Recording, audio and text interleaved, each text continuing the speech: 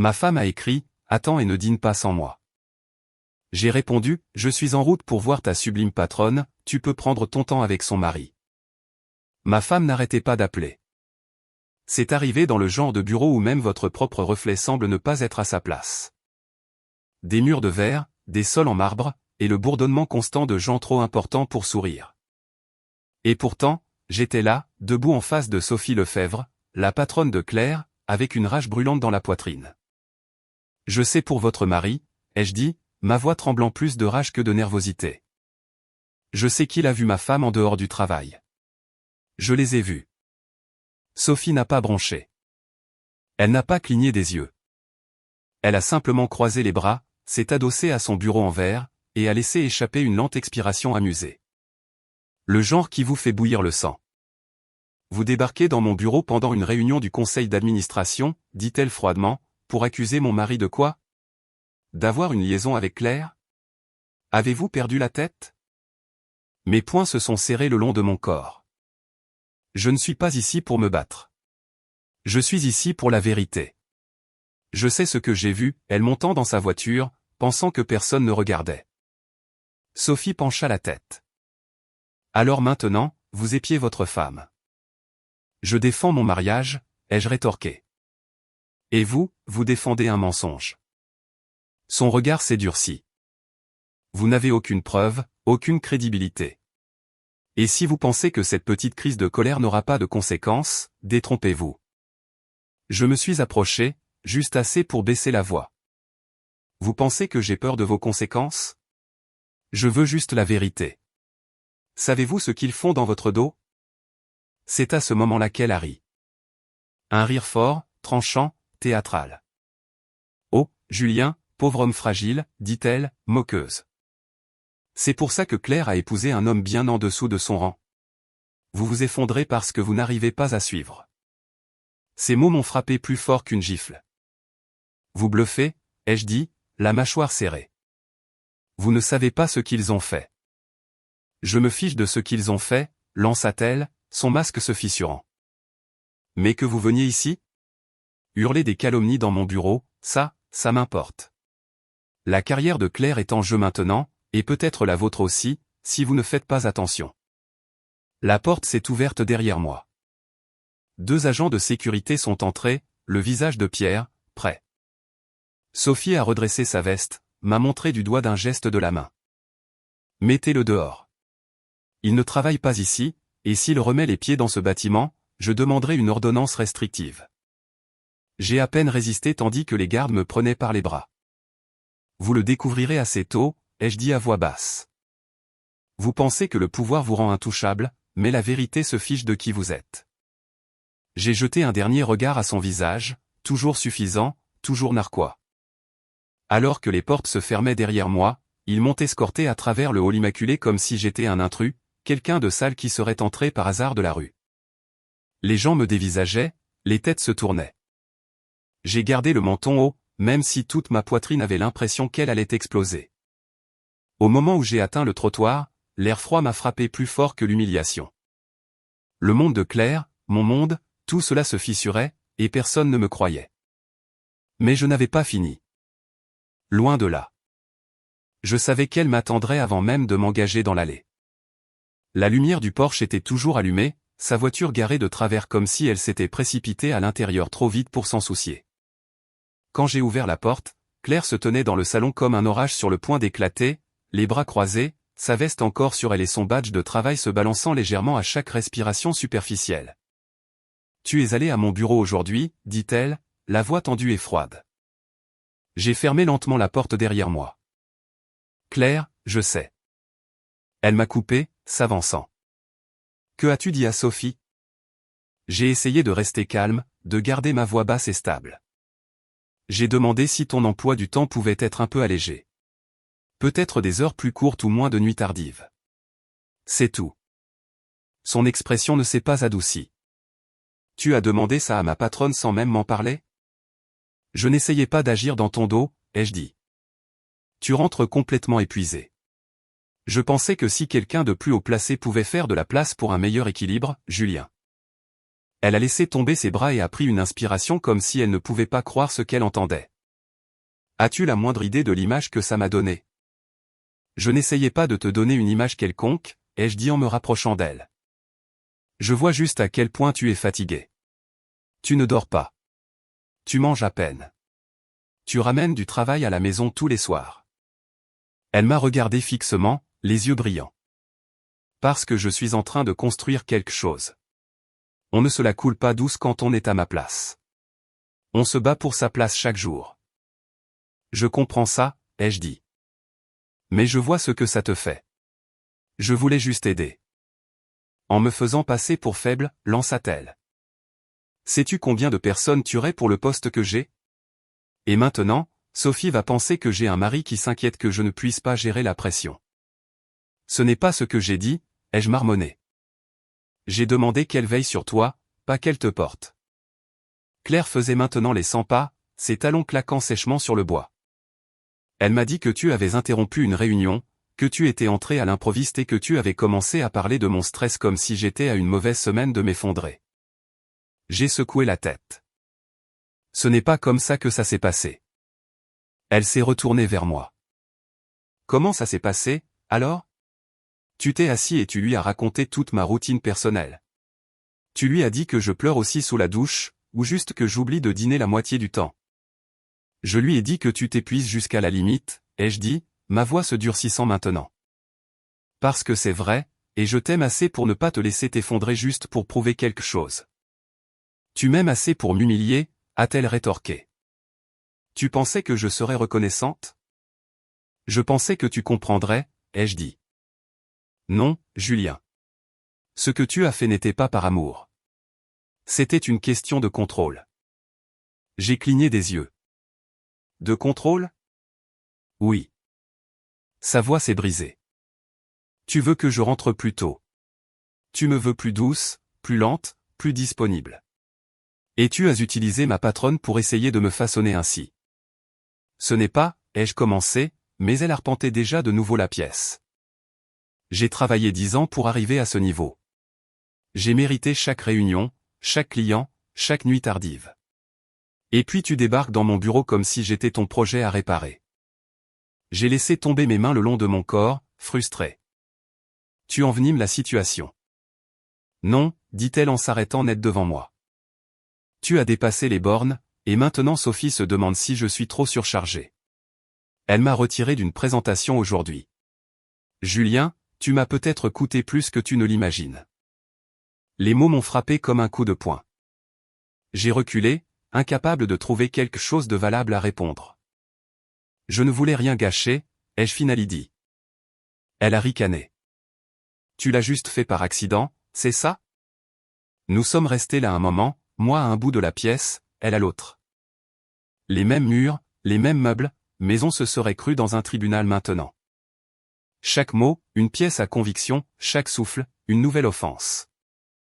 Puis elle a dit, plus doucement maintenant, presque comme si elle ne voulait pas y croire elle-même, tu ne me fais pas confiance pour gérer ma propre vie. J'ai pris une longue inspiration, du genre qui fait mal aux côtes. Je te fais confiance, ai-je dit. Mais peut-être que j'ai cessé de faire confiance à ce qui se passe derrière ton emploi du temps. Ses yeux se sont plissés. Qu'est-ce que ça veut dire? J'ai secoué la tête. Rien. Elle m'a regardé longuement après ça. Pas avec colère, ni même avec déception. Juste avec quelque chose de plus froid. Comme si j'étais un étranger dont elle n'avait pas réalisé qu'il avait emménagé dans sa maison. Elle s'est détournée. J'ai un appel demain matin. Tôt. Ne m'attends pas. Puis elle est montée à l'étage sans se retourner. Et je suis resté là, seul, dans une maison pleine de choses silencieuses qu'aucun de nous ne voulait dire. Je me suis rassis à mon bureau le lendemain matin, les néons bourdonnant au-dessus de ma tête comme un rappel que tout était encore censé être normal. Des cloisons de bureau, des taches de café sur des papiers, des courriels sans fin. Dehors, la ligne d'horizon de Paris scintillait comme un mensonge. Mon téléphone a vibré doucement dans ma poche. Je l'ai sorti, faisant semblant de vérifier un rappel de calendrier. Ce que je regardais vraiment, c'était ce petit point gris. La voiture de Claire venait d'entrer dans le garage de l'entreprise, pile à l'heure, comme tous les autres jours de la semaine. J'ai pincé l'écran pour zoomer. 3e niveau, même coin. Ça ne changeait jamais. J'avais glissé la balise de localisation sous son siège arrière il y a 2 semaines. Je m'en suis senti malade toute la journée suivante. Je n'arrêtais pas de me dire que c'était juste une précaution, pas de l'espionnage, que ce n'était pas une question de contrôle, que j'essayais juste de comprendre la femme qui fermait maintenant des portes entre nos mots. Mais jusqu'à présent, rien. De la maison au bureau, du bureau à la maison. Peut-être un arrêt à l'épicerie une fois, à une station-service, à un café près de son immeuble. Chaque mouvement, fluide, prévisible, propre. Trop propre. C'est cette propreté qui me tordait les entrailles. Claire n'était pas un robot. Elle avait des déjeuners avec des clients, des verres après le travail, des conférences. Du moins, c'était le cas avant. Mais ça s'était réglé comme une horloge. Trop sûr. Comme un chemin que quelqu'un dessine pour brouiller les pistes. Tout va bien par là, a dit une voix de l'autre côté de la cloison. J'ai légèrement sursauté. C'était Luc, le gars de l'informatique qui portait toujours des sandales, même en hiver. Ouais, ai-je dit en affichant un sourire crispé. Juste une longue semaine. Il a hoché la tête comme s'il connaissait le sentiment et est retourné siroter son soda surdimensionné. Je suis retourné à mon écran. Mon navigateur avait 3 onglets ouverts. Un sur les échéanciers de projet, un sur le tracker de localisation de Claire, et un sur la page d'accueil d'une agence de détectives privée du centre-ville. Discret, abordable, preuve vérifiée en 48 heures. Ils avaient un diaporama de photos granuleuses, un type surpris avec une femme derrière un restaurant, une autre image de quelqu'un pleurant dans une voiture. J'ai cliqué distraitement, mon curseur planant sur le bouton « Demander une consultation », mais je n'ai pas appuyé. Je me suis penché en arrière dans mon fauteuil, me suis frotté la mâchoire et j'ai murmuré à personne « Qu'est-ce que je cherche, au juste ?» Parce que jusqu'à présent, elle ne faisait rien de mal. Pas en apparence. Et peut-être que c'était moi qui perdais les pédales. Pourtant, je n'ai pas fermé l'onglet, je l'ai juste laissé ouvert, attendant tranquillement. Comme moi. La cafetière dans la salle de pause sifflait plus fort que d'habitude. Je suis resté là à attendre qu'elle finisse de crachoter, fixant le bord ébréché d'un gobelet en carton comme s'il contenait une sorte de présage. Par la fenêtre, Paris pulsait comme toujours. Bruyante, impitoyable, pleine de gens marchant vite comme s'ils savaient exactement où ils allaient. Moi non. J'ai décidé de prendre quelques jours de congé pour réfléchir, pour respirer, pour suivre la vérité où qu'elle mène. Mais je devais d'abord obtenir l'approbation. Alors, quand j'ai frappé à la porte de Marc, mon manager, un homme qui portait des oreillettes Bluetooth comme des boucles d'oreilles, j'avais déjà répété mon histoire. Mon père est à l'hôpital. Une petite opération. Rien de dramatique, mais je veux être là. Marc n'a même pas levé les yeux de son écran. Quand? De demain à mercredi prochain. Silence. Il a tapoté son stylo plusieurs fois, cliqué 2 fois avec sa souris, puis a finalement dit « non ». J'ai cligné des yeux. Non. Nous avons les évaluations trimestrielles qui arrivent. Tu le sais. Il a finalement levé les yeux. Mauvais timing. Je me suis approché, gardant ma voix stable. Marc, je travaille ici depuis 8 ans. Je n'ai jamais demandé de congé sans préavis. Tu sais que je n'abuse pas de ça. Il s'est penché en arrière, croisant les bras comme une sorte de figure d'autorité sortie d'un mauvais drame judiciaire. C'est ça le problème, Julien. Tu penses que la loyauté donne du poids. Ce n'est pas le cas. Plus maintenant. Ça a fait plus mal que ça n'aurait dû. J'ai hoché la tête lentement, essayant de digérer à quel point je venais de me sentir jetable. D'accord, ai-je dit doucement. Donc, le gars qui a remplacé Chloé pendant son congé de maternité, qui a réparé la moitié du système de reporting des stocks l'automne dernier, qui a travaillé pendant la grippe, il n'obtient rien. Marc a haussé un sourcil. Tu as fini? La porte de la salle de pause a grincé derrière moi. Je ne me suis même pas retourné. Non, ai-je dit, la voix montant. Je n'ai pas fini. Je me suis avancé, posant le café durement sur le comptoir. Laisse-moi deviner. Si j'étais quelqu'un de plus bruyant, de plus dramatique, peut-être quelqu'un avec qui tu joues au golf le dimanche, j'aurais 2 semaines de congé et un panier de fruits qui m'attendent. Marc s'est levé aussi, les bras toujours croisés. Tu dépasses les bornes. Non, ai-je dit, plus sèchement maintenant. J'en ai juste marre de prétendre que j'ai de la chance d'être invisible. Il a ricané. Écoute, tu veux bouder? Fais-le pendant ta pause déjeuner. J'ai sorti l'enveloppe de la poche de mon manteau. Celle que j'avais écrite il y a 2 nuits mais que je n'avais pas prévu d'utiliser. Je l'ai claquée sur le comptoir à côté de la crème. Tu veux déjeuner? Considère ça comme ton apéritif, ai-je dit. Les yeux de Marc se sont tournés vers l'enveloppe. C'est ta démission? J'ai hoché la tête. Tu es sérieux? Je l'ai regardé droit dans les yeux. Tu penses que la loyauté ne signifie rien? Très bien. Alors tu n'auras pas la mienne. J'ai attrapé ma tasse, suis retourné à mon bureau en silence et j'ai éteint mon moniteur pour la dernière fois. Pas d'adieu dramatique, pas de tiroir claqué, juste une fin tranquille à un chapitre qui aurait dû se terminer il y a des années. En sortant du bâtiment, en passant devant la réception, devant l'ascenseur que j'attendais toujours trop longtemps, j'ai ressenti quelque chose d'étrange. Pas du soulagement, pas de la peur, juste plus grand. Plus droit. Comme si mon dos se souvenait enfin qu'il avait une colonne vertébrale. L'air extérieur a frappé froidement mes poumons. Mais je n'ai pas frissonné. J'ai juste marché. Et à chaque pas, le monde a commencé à paraître un peu plus honnête. Je ne m'étais pas rasé depuis 2 jours et mon café était froid. Mais je n'ai pas bougé. Je suis juste resté assis dans ma voiture, les fenêtres entr'ouvertes, le moteur éteint, à regarder le VUS noir et élégant de l'autre côté du parking comme si c'était un rideau de scène, prêt à être tiré. La voiture de Claire est arrivée pile à l'heure. 8h09. Parfait comme toujours. Elle est sortie en talons et dans un manteau ajusté, les cheveux relevés de cette manière efficace qui disait qu'elle était sérieuse. Elle n'a pas regardé autour d'elle, ne s'est pas arrêtée, a simplement marché avec détermination vers le bâtiment puis s'est arrêtée. Elle s'est retournée brusquement, a vérifié son téléphone, et a pivoté, marchant vers l'extrémité du parking, pas vers l'entrée principale. Ma mâchoire s'est crispée. Et puis, comme en regardant le dernier tour d'un magicien, la portière passager d'une Lexus argentée s'est ouverte en un clic, l'attendant. Le mari de Sophie, David. Je ne l'avais vu qu'une seule fois auparavant. Grand, la cinquantaine, tout en suffisance polie et en égo subtil. J'ai regardé à travers mon pare-brise Claire se glisser sur le siège à côté de lui comme si elle l'avait fait 100 fois. Je n'ai pas bougé, j'ai juste lentement levé mon téléphone, le cœur battant. Clic.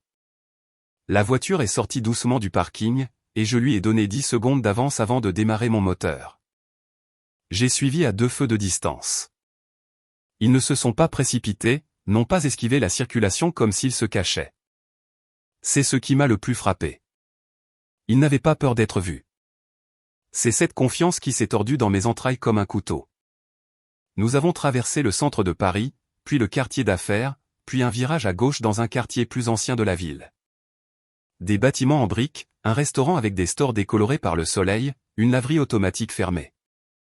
Puis l'hôtel, petit, bon marché, niché entre un bureau de prêt sur salaire et un salon de manucure. Ils sont entrés, se sont garés sur le parking arrière. J'ai suivi au coin de la rue et j'ai trouvé une place 3 rangées plus loin, juste assez cachée. Puis j'ai attendu. Les portières se sont ouvertes. J'ai regardé dans mon rétroviseur latéral. Claire est sortie la première. Son manteau était enlevé. David a suivi, la main sur le bas de son dos. Proche. Trop proche. Clic. Une autre photo. Ils se sont tenus près de l'entrée. Riant. Riant. Puis sa main a frôlé la sienne.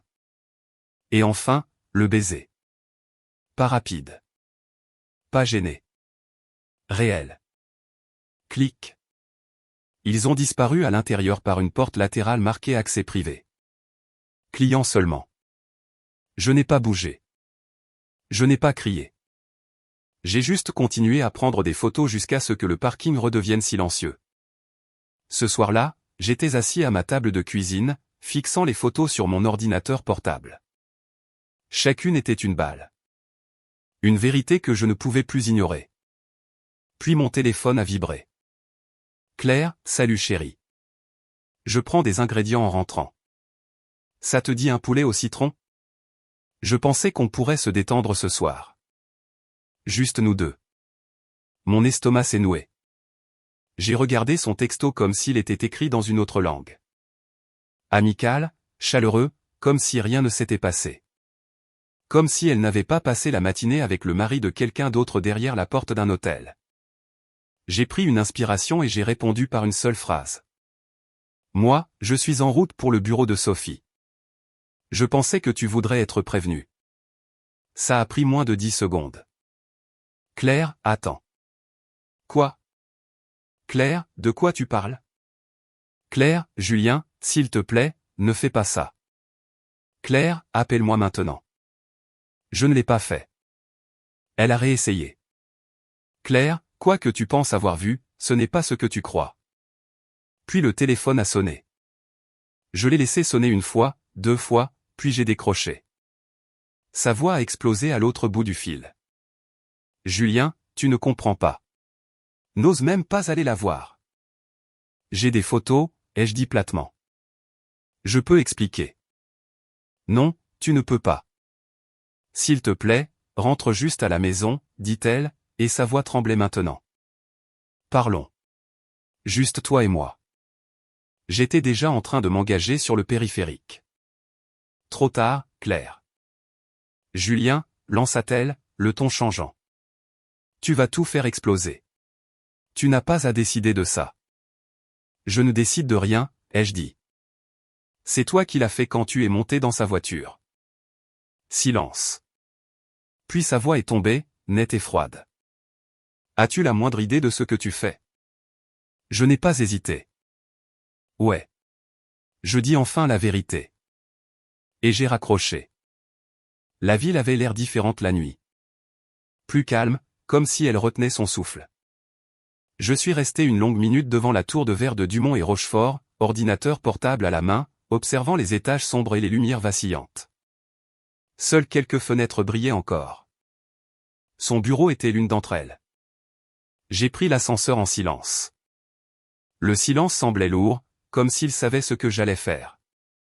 L'assistante de Sophie était partie pour la journée. J'ai frappé une fois, puis j'ai poussé la porte. Elle était à son bureau, toujours en talons, son chemisier impeccable, mais ses cheveux légèrement défaits, une épingle manquante. Elle a levé les yeux, agacée au début. Puis elle a vu qui c'était. Vous n'êtes pas censé être ici, dit-elle sèchement. Je me doutais que vous diriez ça, ai-je répondu en entrant et en fermant doucement la porte derrière moi. Mais je me suis aussi dit que vous préféreriez entendre ça en privé. Elle s'est penchée en arrière dans son fauteuil, croisant les bras. Si c'est à propos du poste de Claire, ce n'est pas le cas, ai-je dit calmement. C'est à propos de votre mari. Cela l'a figé.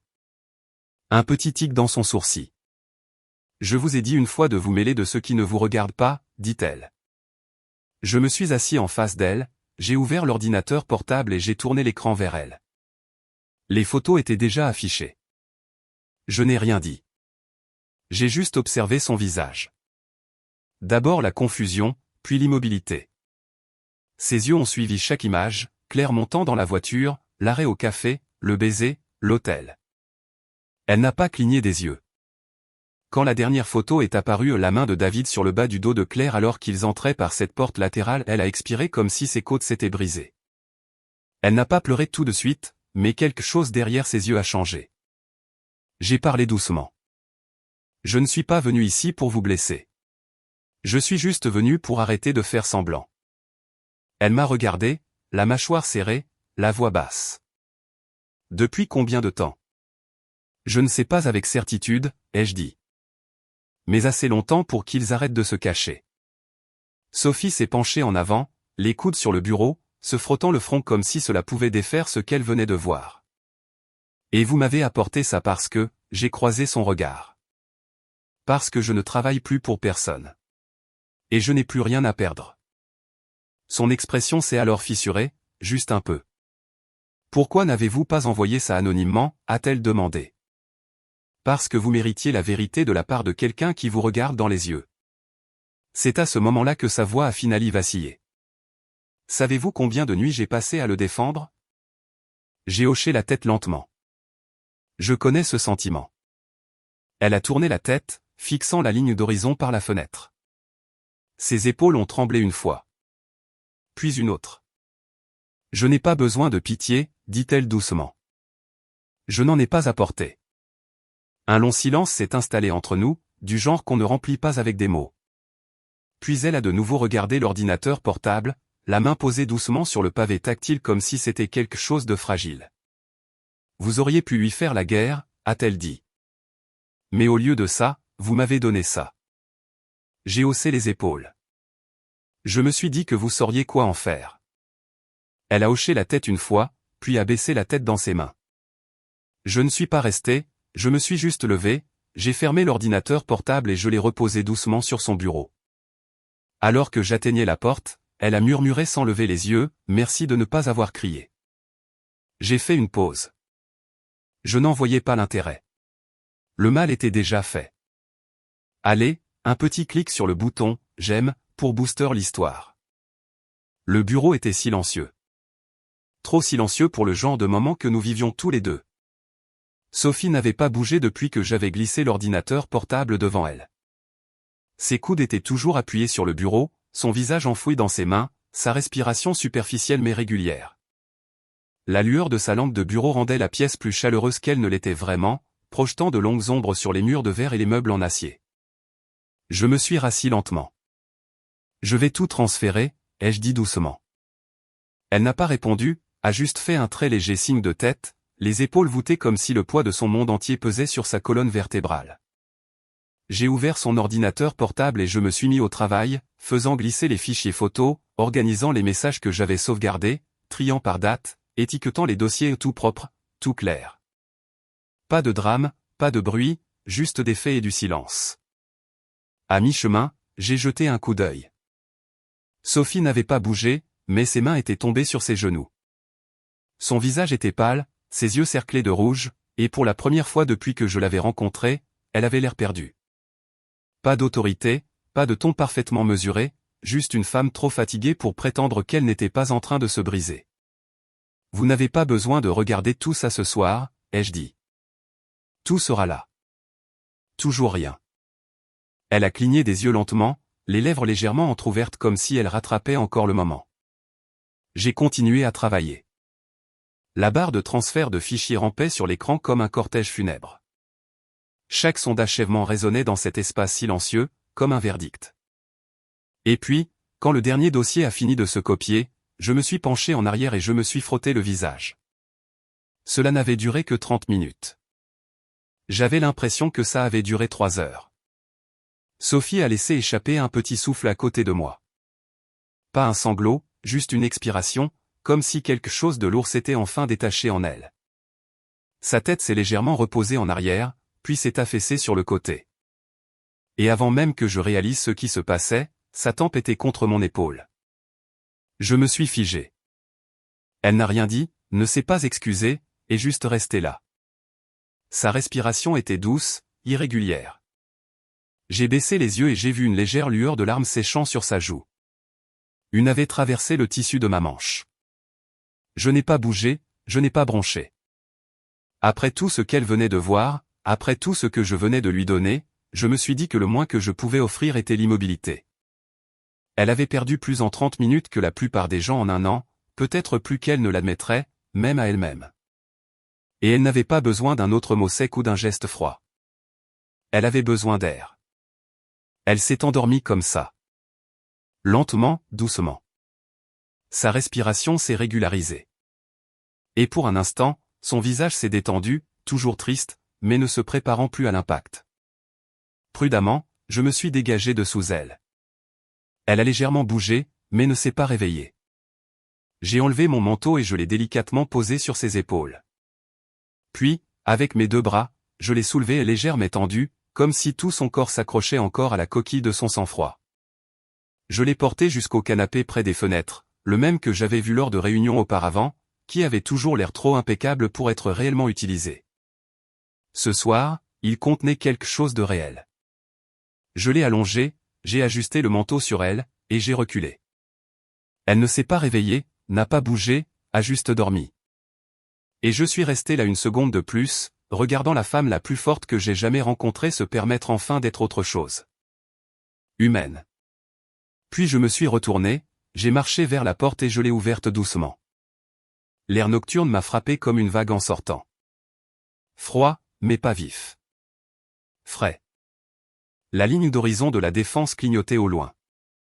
De hauts bâtiments scintillant comme si rien n'avait changé. Mais tout avait changé. Je suis resté là un moment de plus, respirant simplement dans l'obscurité fraîche, laissant la ville s'installer autour de moi. Parce que parfois, les gens qui semblent les plus durs à l'extérieur sont juste ceux qui essaient le plus fort de ne pas se briser. Et ce soir, j'ai vu à quoi ça ressemble quand les fissures apparaissent enfin. La maison était sombre, à l'exception de la lumière dans l'entrée. Je pouvais la voir filtrer à travers le verre dépoli avant même de déverrouiller la porte. Ma main a hésité sur la poignée une demi-seconde, juste le temps de prendre une inspiration. Quand je suis entré, je l'ai trouvée là. Claire, toujours en talons, toujours dans le même manteau crème qu'elle portait ce matin-là en montant dans la voiture de David Lefebvre. Elle faisait les 100 pas, les bras croisés, les sourcils froncés comme si elle s'était disputée avec elle-même pendant la dernière heure et avait perdu chaque round. Au moment où la porte s'est refermée derrière moi, elle s'est retournée vers moi. Le voilà, lança-t-elle. Tu l'as vraiment fait, n'est-ce pas? J'ai posé mes clés sur la table comme si c'était un soir comme les autres. Bonsoir à toi aussi. Sa voix a fusé comme un fouet. Ne fais pas ça. Ne fais pas semblant d'être calme. Tu es allé voir Sophie. Tu as pris des photos. Julien, qu'est-ce qui ne va pas chez toi? Je suis passé devant elle en direction du salon. Je t'avais dit que je le ferais. Elle a suivi. Tu n'as pas le droit de détruire les gens simplement parce que tu es contrarié. Non, ai-je dit en posant ma sacoche d'ordinateur. C'est toi qui as fait ça. J'ai juste allumé les lumières. Elle se tenait au milieu de la pièce, les poings serrés comme si elle voulait jeter quelque chose, ou crier, ou les deux. Ça n'avait pas besoin d'aller aussi loin. C'est aller aussi loin à la seconde où tu es entré dans un hôtel avec le mari de ta patronne. Sa mâchoire s'est crispée. C'était une erreur. Je l'ai regardé. Une erreur que tu as répétée plus d'une fois. Silence. Elle a légèrement tressailli mais s'est vite reprise. Tu voulais juste me punir. J'ai secoué la tête. Non. Je voulais la vérité, et maintenant elle est révélée. Claire a pris une inspiration tremblante. Tu aurais pu me parler. Nous aurions pu gérer ça en privé. J'ai essayé, ai-je dit. Chaque soir, tu rentrais avec un nouveau mensonge caché entre les dents. J'ai essayé. Tu disais que tu étais fatigué. Que tu travaillais tard. Que tout allait bien. Tu as choisi le silence. Tu as choisi la distance. Tu l'as choisi, lui. Son visage s'est tordu de quelque chose entre le regret et la rage. Te rends-tu compte de ce que tu as fait, siffla-t-elle. Sophie m'a appelé en sanglotant. Elle me retire de tous les projets. Les ressources humaines sont déjà impliquées. Elle a dit que je suis émotionnellement compromise et temporairement suspendue. David ne répond pas à mes appels. Je l'ai regardé fixement, impassible. Tu n'es pas la victime ici. Elle s'est approchée. Tu penses avoir l'air noble dans cette histoire? Tu te prends pour un héros en quête de vérité? Tout ce que tu as fait, c'est tout réduire en cendres. Non, ai-je dit doucement. C'est toi qui as mis le feu. J'ai juste arrêté de prétendre que la fumée était du brouillard. Elle m'a regardé, respirant fort, les lèvres entr'ouvertes comme si elle voulait crier quelque chose mais ne trouvait pas les mots. Sa fureur, si vive quelques minutes auparavant, se transformait en autre chose, quelque chose de plus lourd. J'ai pris l'enveloppe sur la table d'appoint. Je l'avais imprimée dans une boutique de photocopie en rentrant. Elle l'a vue et s'est figée. Qu'est-ce que c'est? Une liste imprimée de tes comptes et la boîte de tes affaires que j'ai préparée ce matin. La chambre d'amis est déjà vide. Tu y dormiras ce soir. Sa voix a baissé. Tu me mets dehors. J'ai croisé son regard. Non. Je te donne l'espace de partir avec ce qu'il te reste de dignité. Demain matin, tu partiras. Pour la première fois cette nuit-là, Claire n'a pas bougé, n'a pas crié, n'a pas accusé. Elle a juste regardé fixement. Et dans ce silence, j'ai vu que ça la frappait. Le poids total de ce qu'elle avait perdu. Pas seulement son travail, pas seulement un secret, mais la version de moi qu'elle pensait qui resterait toujours. Tu ne le penses pas, a-t-elle murmuré. Nous avons traversé pire. Non, ai-je dit doucement. Tu as fait pire. J'ai juste finalement décidé de ne plus le porter. Les mots ont atterri durement. Je pouvais le voir sur son visage. Quelque chose s'est brisé derrière ses yeux. Elle n'a plus parlé. Je me suis retourné et je suis monté. Derrière moi, le seul son était le léger bruissement de son manteau alors qu'elle s'asseyait enfin dans les escaliers. Pas de colère, mais de défaite. 3 jours s'étaient écoulés depuis cette nuit. La maison était calme maintenant. Trop calme, en fait, mais ça ne faisait pas mal comme je le pensais. Claire est partie sans faire de scène. Plus de discours, pas d'excuses, juste une longue pause sur le seuil comme si elle attendait que je l'arrête. Je ne l'ai pas fait. Ce matin-là, mon téléphone a vibré alors que j'étais dans le jardin avec une tasse de café et aucun plan particulier. Sophie Lefebvre. Pendant un instant, j'ai fixé le nom. La dernière fois que nous nous étions parlé, elle se tenait à peine debout dans un bureau de verre sous des lumières tamisées. Maintenant, son texto était court, simple. Voudrais-tu me retrouver pour un café? Juste pour parler. Le café qu'elle a choisi se trouvait dans une rue latérale du Marais. Style calme et ancien, avec des chaises dépareillées et du jazz doux jouant à faible volume à travers des haut-parleurs poussiéreux. Je suis arrivé le premier, j'ai choisi une place près de la fenêtre. Quand elle est entrée, je me suis levé sans réfléchir. Elle avait l'air différente, pas aussi soignée qu'avant. Son chemisier était décontracté, son manteau déboutonné, et ses cheveux ramenés en une tresse souple. Pas de maquillage. Juste elle. Salut, dit-elle doucement. Salut. Sophie s'est assise en face de moi et a esquissé un léger sourire. De son sac, elle a sorti un manteau soigneusement plié. Le mien. Tu as laissé ça, dit-elle en le posant sur la table. Merci, ai-je répondu. Je ne m'en étais pas rendu compte. Je sais, dit-elle. Tu avais d'autres choses en tête.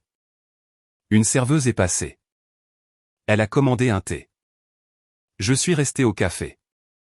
Il y a eu une pause, un de ces longs silences attendus que personne ne se presse de combler. Puis Sophie a parlé. C'est fini pour Claire. L'entreprise l'a suspendue en attendant un examen, mais le conseil d'administration n'est pas intéressé par une histoire de retour. Trop de risques. L'accès de son badge a été désactivé hier. J'ai hoché la tête lentement. Je ne suis pas surpris. Et David, dit-elle, plus doucement maintenant. Il a déménagé. Ses avocats tournent déjà autour. Ils avaient des investissements communs, la plupart à son nom. Je les ai tous gelés. Je l'ai regardé une longue seconde. C'est rapide. J'ai eu le temps de me préparer, dit-elle, la voix douce mais claire. Je ne voulais simplement pas admettre que j'en aurais peut-être besoin. Sophie a pris son thé, a entouré la tasse de ses 2 mains. Je pensais ce que j'ai dit cette nuit-là, a-t-elle continué. Tu aurais pu l'enterrer discrètement.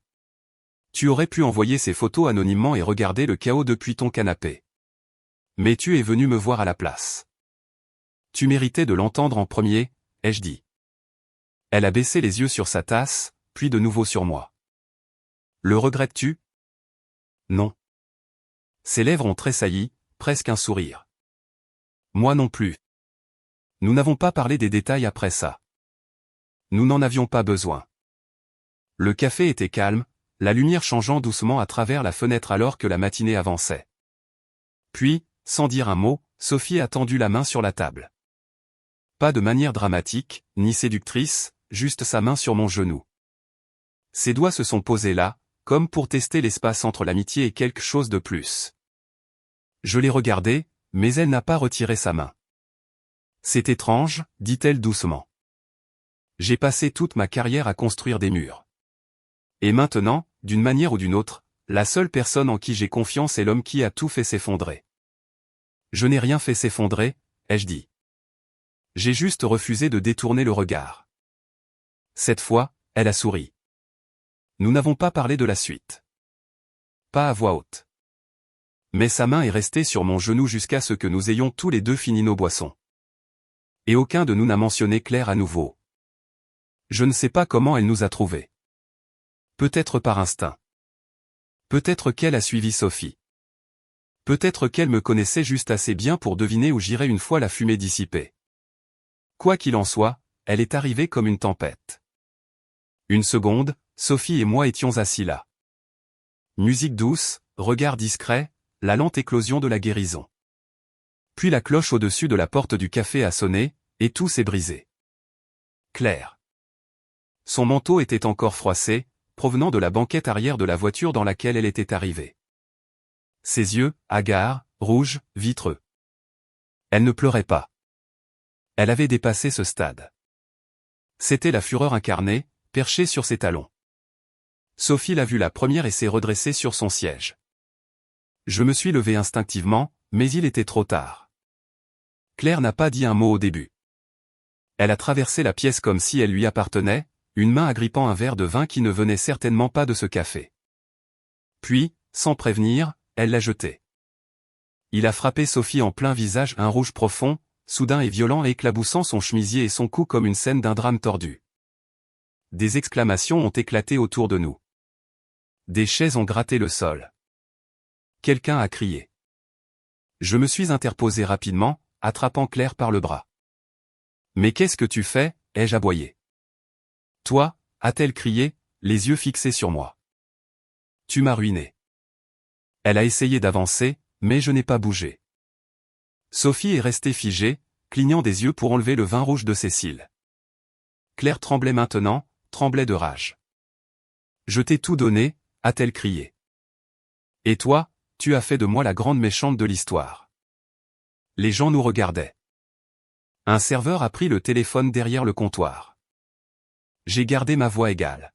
« C'est toi qui t'es fait ça à toi-même. » La sécurité est arrivée 2 minutes trop tard, mais assez pour faire une différence. Ils l'ont prise doucement mais fermement par les 2 bras. Elle n'a pas lutté, m'a juste regardé avec quelque chose de presque enfantin derrière la fureur. Pas de l'amour, pas de la haine, juste de l'incrédulité que je n'ai pas arrêté ça. Ils ne sont plus avec toi, ai-je dit doucement. Ni le travail, ni les excuses, ni moi. Ils l'ont tirée vers la porte. Elle n'a pas crié à nouveau. Elle est juste partie. Et à la seconde où la porte s'est refermée derrière elle, le silence est retombé. Sophie a laissé échapper un rire tremblant, moitié souffle, moitié surprise. J'ai pris une serviette de la table, je l'ai trempée dans mon verre d'eau et je me suis penché. Ne bouge pas, ai-je dit en essuyant doucement le rouge de sa joue. Elle a hoché la tête, sans parler, les yeux brillants mais secs. Quand j'ai eu fini, je lui ai offert mon bras. Elle l'a pris, et nous sommes partis par la porte de derrière sans jamais nous retourner. Vu depuis le bureau de Sophie devenu mon bureau, la ligne d'horizon de la Défense semblait la même, mais on la sentait différemment quand on était assis derrière la vitre. Des mois s'étaient écoulés depuis la dernière tempête, depuis qu'elle s'était retirée de l'entreprise pour un congé de maternité, une main posée doucement sur la vie que nous avions créée ensemble. Son absence résonnait dans les couloirs, mais pas de tristesse, de paix. Je n'ai jamais couru après le pouvoir. Je n'ai jamais demandé un bureau d'angle ou des titres qui faisaient que les gens parlaient plus doucement autour de moi.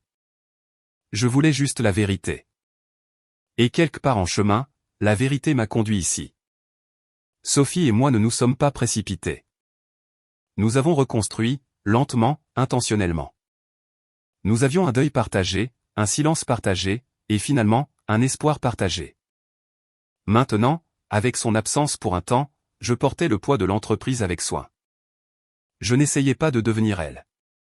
Je devenais quelqu'un d'autre entièrement, quelqu'un en qui elle croyait. Un après-midi, elle est venue me rendre visite, son ventre plus arrondi que la dernière fois, ses pas un peu plus lents, mais son sourire tout aussi constant. Elle s'est tenue près de la fenêtre et a regardé la ville. « C'est étrange » a-t-elle dit. « Tous ces gens en bas. On ne devinerait jamais ce que chacun d'eux porte. Je me suis approché d'elle, j'ai glissé ma main dans la sienne et j'ai dit, non, on ne le devinerait vraiment pas. Et c'était peut-être ça, le point. Parce que s'il y a une chose que tout ce désordre m'a apprise, c'est ceci, les gens ne sont pas toujours ce qu'ils semblent être. Ceux en qui vous avez le plus confiance vivent peut-être deux vies. Ceux que vous craignez s'effondrent peut-être derrière des portes closes. Et les discrets, ceux que personne ne remarque, sont peut-être ceux qui tiennent bon quand tout le reste s'effondre. La vie est désordonnée.